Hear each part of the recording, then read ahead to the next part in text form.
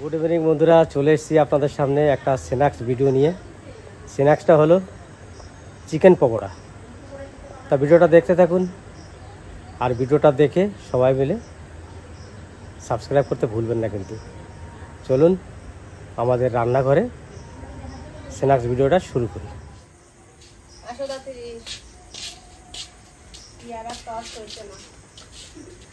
তো আজকে তো চিকেন পকোড়া বানাবো, গরম গরম চিকেন পকোড়া খাবো আজকে। তো এই যে রান্নাঘরে যাচ্ছি বানানোর জন্য। যা বৃষ্টি হচ্ছে কদিন ধরে বাজারে কোনো কিছু আর প্রতিদিন বৃষ্টির মধ্যে মনে হচ্ছে কি যেন একটা চিকেন পকোড়া যদি হতো কি ভালোই না হতো। যে আজকে বাবাকে বললাম যে সবকিছু নিয়ে আসো, তাহলে আজকে চিকেন পকোড়াটা বানাই। তো আজকে সবকিছু এই যে নিয়ে চলে এসেছি। এই যে চিকেন আমরা সবকিছু রেডি করে নিয়ে চলে এসেছি। এবার চটটা পাতি। তো আজকে পুরো ফুল ভিডিওটা দেখতে হবে কিন্তু, আর আমাদের সাথে থাকতে হবে। আর ওই লোভে লোভে আমিও চলে এসেছি পকোড়া খেতে। ওমা তাহলে তাড়াতাড়ি করে হাতে হাতে সব করে ফেলাই। তুমি তাহলে মশলাটা গুছো, আমি মাংসটা ধুয়ে টুয়ে নিয়ে আসি। বেশ। আর লাইটগুলো কই? আমাদের ঘরে ভালো লাগছে না দেখতে। সব লাইটগুলো না লাগালে ভালো লাগে? এই তো সব লাইট। এত সুন্দর ঘরটার ভিতরে যদি সব লাইটগুলো না জ্বালায় আমার একটু ভালো লাগে না। আমি এই পুরো গরমটা এই ঘরটায় বসেছিলাম, তো এত সুন্দর ঠান্ডা এই ঘরটা, মনে হয় ওই ঘরে যেতে ইচ্ছে করে না, এই ঘরেই ভালো লাগে। এক দিদি বলেছিল যে সাবমার্শালে কি করে জল হয়। তা সাবমার্শাল কীরকম আজকে দেখাচ্ছি। আমি যে সাবমার্শালটা পুঁতেছি সেইটা একটু দেখুন, তাহলে বুঝতে পারেন জল কী করে। জল কিন্তু বেরোচ্ছে এখন। এই হচ্ছে সাবমার্শাল, এই যে এখানে পোতা হয়েছে, আর এখানে পাইপ দিয়ে এই দেখুন কারেন্টে চলে, এই জল বেরোচ্ছে। এখন আমাদের এই সাবমার্শালের জল দিয়ে মাংস ধোয়া হচ্ছে, যে চিকেন পকোড়াটা তৈরি হবে সেই চিকেনটা ধুচ্ছে। জলের খুব স্পিড। এই জলটা যদি মাংসের উপরে দেওয়া হয়, মাংস একটাও থাকবে না, সব থেকে বাইরে চলে যাবে।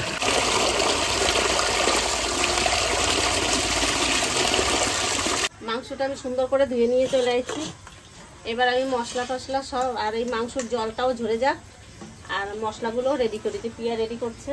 এবার বাদ বাকি আদা রসুন আর পেঁয়াজের পেস্ট করবা, আর ওইদিকে চালের গুঁড়োটা করে নেবা ব্যাস। আর এই চালের গুঁড়োটা মিক্সচারে গুঁড়ো করে নেবো, তাহলে কি হবে পকোড়াটা মচমচে হবে, খেতে খুব স্বাদ হবে। তোমরা কতদূর কি করলে? এই তো আমাদের সব রেডি হয়ে গেছে। আর আমিও কিন্তু চালের গুঁড়ি নিয়ে চলে এসেছি করে। এনো চালের গুঁড়ো হয়ে গেছে, বাহ ভালো ফিনিশিং দিয়েছে। এনো চালের গুঁড়োটা নাও। দেখো চালের গুঁড়ি করে দিয়েছি। তো দেখি, হ্যাঁ মচমচে যা হবে না। এটা হচ্ছে কর্নফ্লাওয়ার। তাহলে আমাকে এই পেস্ট গুলো করে এনে দাও। কাঁচা লঙ্কাটা পেস্ট, আর ওই যে আদা রসুন পেঁয়াজ, এই পেঁয়াজ গুলো কেটে দেবো। দাও। কেন একবারে ভেজে, কেন একবারে পেস্ট করলে হবে না? হ্যাঁ পেস্ট করলে হয়ে যাবে। তা পেস্টটাই দিয়ে দাও তাহলে। থাক, আমি সুন্দর করে দিয়ে নিলাম। এবার পেঁয়াজটা চার ভাগ করে দিয়ে নি। এটা 4 ভাগ করে দাও।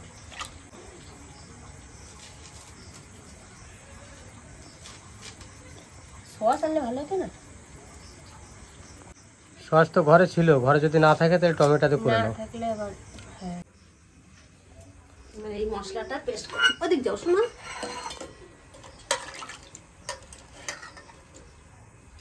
আদা রসুন পেঁয়াজ আর কাঁচা লঙ্কা শুকনো লঙ্কা। আমরা কিন্তু পকোড়া বানাতে চলে এসেছি। আর এদিকে হচ্ছে মাংসগুলোকে তো মা ভালো করে ধুয়ে নিয়ে এসেছে, আর এদিকে আমি কড়াইও চাপিয়ে দিয়েছি।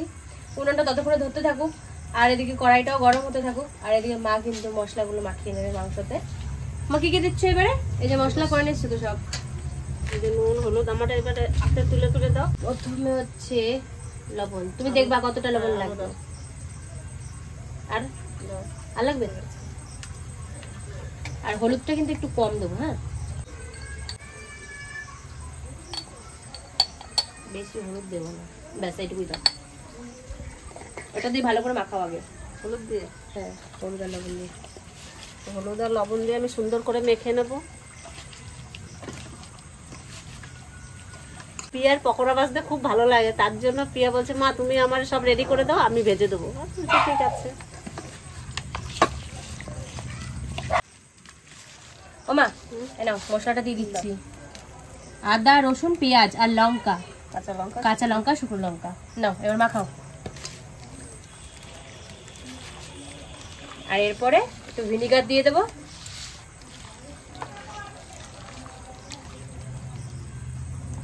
আর একটুখানি দিই, ব্যাস। সুন্দর উনুন কি ধরে সুন্দর উনুনটা ধরেছে আজকে। নে কড়াইটা বসা। হ্যাঁ, আগুনটা একবার নিভে গেছিল, দিয়ে আবার জ্বালিয়েছি। ও মা, তাহলে এবারে ডিমটা ফাটিয়ে দিয়ে দিই। দাও চালের গুঁড়ো, তারপরে এটা সব দিয়ে দাও। কুসুমটা কেটে গেল। হ্যাঁ, ও ঠিক আছে, সবই তো পেটে চলে যাবে।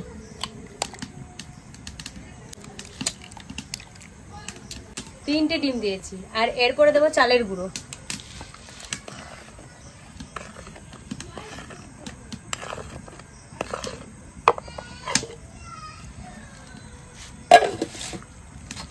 ওমা, এবার কর্নফ্লাওয়ার দিলাম, কর্নফ্লাওয়ার দিয়ে দিচ্ছি। না, মাখাও, একটু একটু করে মাখাতে শুরু করো, তারপরে যদি আরো লাগে আর একটু দেবো।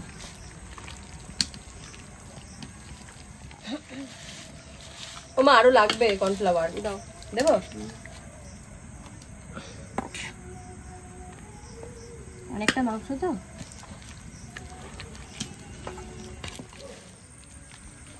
এবারে একটু ম্যাগি মশলা দিয়ে দেবো, সেন্টটা হবে একটু ভালো, তার জন্য। সত্যি তো খুব না? সুন্দর সেন্ট। এবার আমার মার তো এইদিকে মাখানো হয়ে গেছে, এরপরে 10 মিনিটের জন্য কিন্তু রেস্টে রাখবো। ওই থলাটা কই? আমার মাখানো হয়ে গেছে, এবার আমি ঢেকে রেখে দেবো। কড়াই তো গরম হয়ে গেছে, এবার তেল দিয়ে দেবো।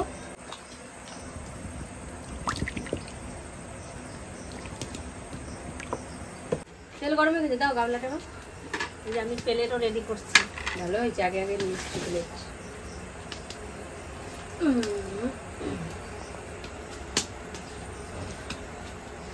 এখন কিন্তু অনেকটা টাইট হয়ে গেছে, এই যেরকম জলসা জলসা একটা ভাব ছিল, সেটা কিন্তু এতক্ষণ যে ঢাকা দিয়ে রেখেছিলাম,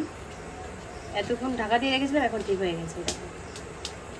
তোর কাকা বুঝতে পারছে যে এখন ভাজার টাইম, হ্যাঁ, তাড়াতাড়ি করে চলে এসেছে।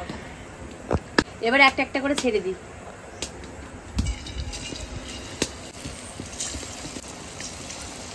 এবার আস্তে আস্তে জাল হবে, আর চালের গুঁড়ো থাকলে তো কোনো জবাবই নেই। আস্তে আস্তে জাল হলে কি হবে, মাংসটাও সিদ্ধ হবে, হ্যাঁ, ভাজাও হবে। এখন আস্তে আস্তে জাল হবে, আর আস্তে আস্তে হবে, মাংসটা তাহলে ভালো সিদ্ধ হবে। আর এদিকে বৃষ্টিও কিন্তু পড়ছিল, আর আমাদের এদিকে ভাজাও শুরু হচ্ছে। আর বৃষ্টির মধ্যে বুঝতেই তো পারছেন, একটু ভাজাভাজি খেতে কত মজা লাগে। ওই কটা ভাজা হোক, এই করে ঢাকা দিয়ে রাখো। এটা কত সুন্দর মচমচে হয়েছে, শব্দটা দেখতে পাচ্ছি না? দেখে মনেই হচ্ছে যেন বিশাল মচমচে হবে, কেন কি চালের গুঁড়ো পড়েছিল। পকোড়াগুলো কিন্তু সুন্দর মতন ভাজা হয়ে গেছে।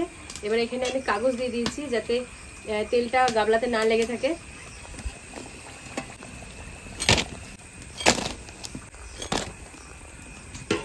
কত সুন্দর ভাজা হয়েছে।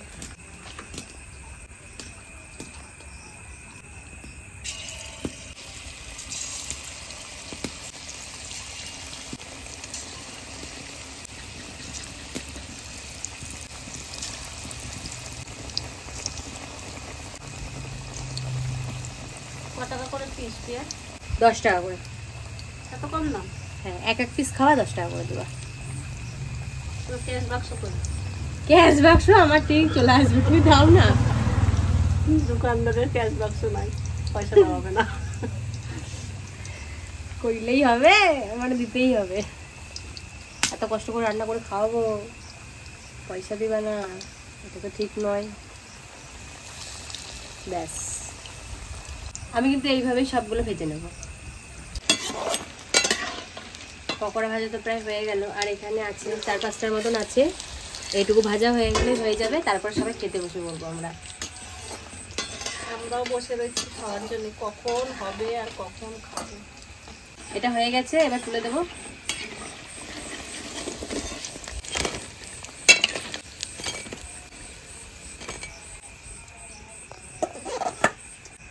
আর এই 4 পিস আছে, এটা দিয়ে দেবো।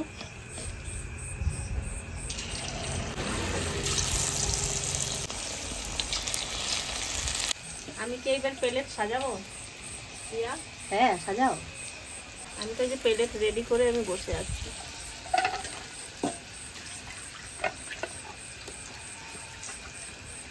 আমি তাহলে এবার প্লেটটা সাজাই নিই, কেননা এই গামলা ভর্তি দেখতে আর ভালো লাগছে না। এই যে লেগ পিস, পিয়ের বাবা লেগ পিস ভালো খায় বলে এই জন্য লেগ পিসটা নিয়ে আইছে। আর একটু কড়া করে ভেজেছি। কড়া করে ভেজেছে, খুব সুন্দর। পিয়ের বাবার প্লেটটাই আগে সাজাই, খাবে কিন্তু পরে, আর সাজাই আগে। 4 পিস দিই না 5টা দিই।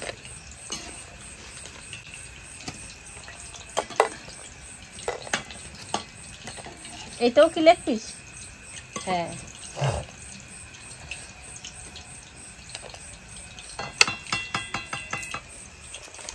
পিয়ারে কটা দেবো? পিয়ারে একটু বেশি দেবো, কষ্ট করে ভাজছে তো আগুনের কাছে। না না বেশি দিও না, বেশি দিও না মা। এবার আমার প্লেটটা সাজাই।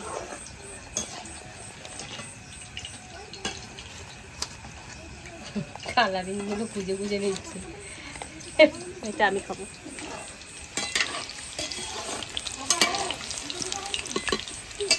এই কটা হলেই হয়। সসটা কি করে এই সাদা জায়গা দিয়েছি। এবার সসটা দিয়ে দেবো।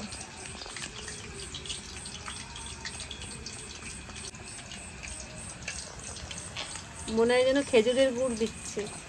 আর পিয়ার বাবারে দেব লঙ্কার সস। তো মিষ্টি খায় না।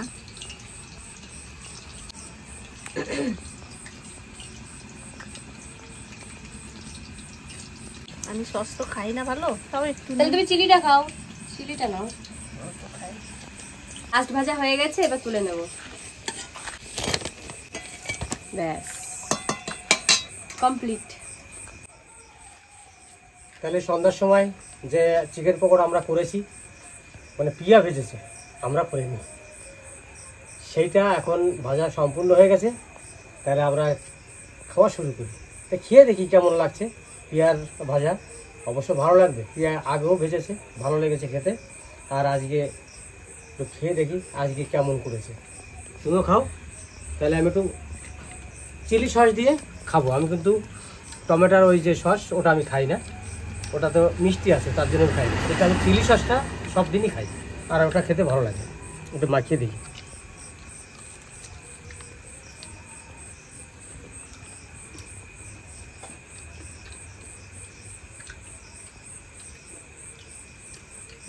দারুণ দারুণ। চিলি সসটাতে যা লাগছে, মুখটা একবার ছেড়ে গেল মনে হয়।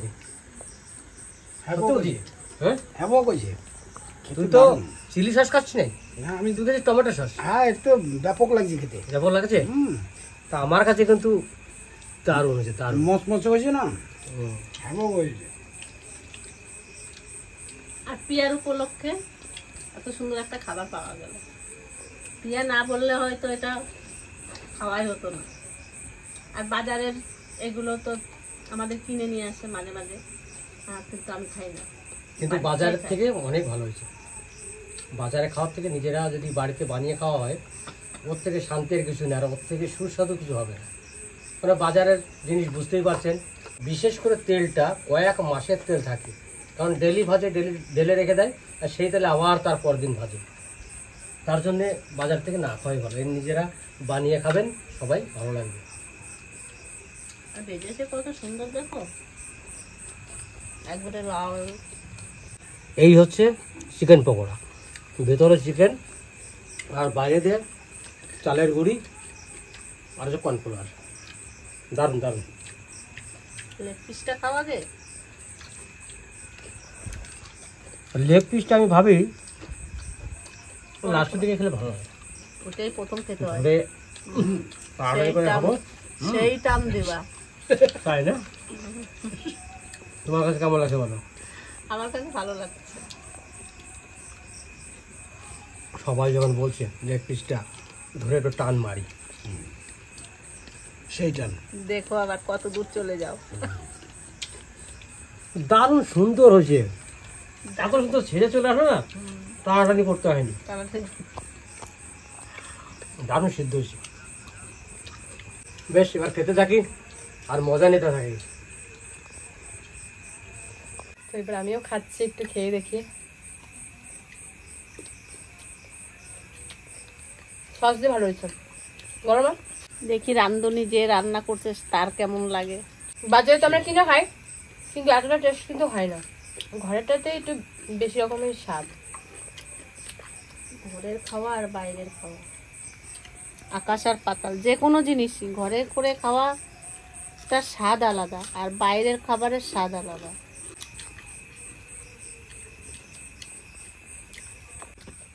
এত ভালো হয়েছে, ওই জন্য আমার খাওয়া হয়ে গেছে। তো সসটা খাসিনি, নিলাম তো আবার। এত ভালো লেগেছে, আগেরগুলো খাওয়া হয়ে গেছে, আবার 3 পিস দিল পিয়ার মা। খাবারটা সত্যি আজকে খুবই ভালো লেগেছে। আমি তো চুপচাপ খাচ্ছি শুধু, এত ভালো হয়েছে আর নিবি না? আর খেতে পাচ্ছি না, প্রচুর খেয়ে নিলাম, অনেকগুলি খেলাম। এদিকে কিন্তু বিকাল থেকে বৃষ্টি হয়নি। আমরা ভেবেছিলাম হয়তো বৃষ্টি একটু হবে, 2-1 ফোঁটা পড়েছিল একবার, তারপর কিন্তু বৃষ্টিটা আর হলো না। বৃষ্টিটা হলে না আরও জমে যেত। বৃষ্টির মধ্যে বসে বসে খেতে দারুণ মজা লাগে এগুলো। ফিনিশ খাওয়া দাওয়া। আমি আজকে তুমি সবার আগে তুমি ছেড়ে দিয়েছো? বাহ, আমি 4 পিস খাইছি। আমার 5 পিস দিয়েছো, আবার 3 পিস, 8 পিস। আমি আর খাবো না। তো আর একটা নিলাম, এই যে খাচ্ছি। সত্যিও এইভাবে বানিয়ে খেলে খুব ভালোই লাগে। তো আপনারাও ঘরে ট্রাই করবেন। সবাই সুস্থ থাকবেন, ভালো থাকবেন, আমাদের পাশে থাকবেন। ততক্ষণ টাটা।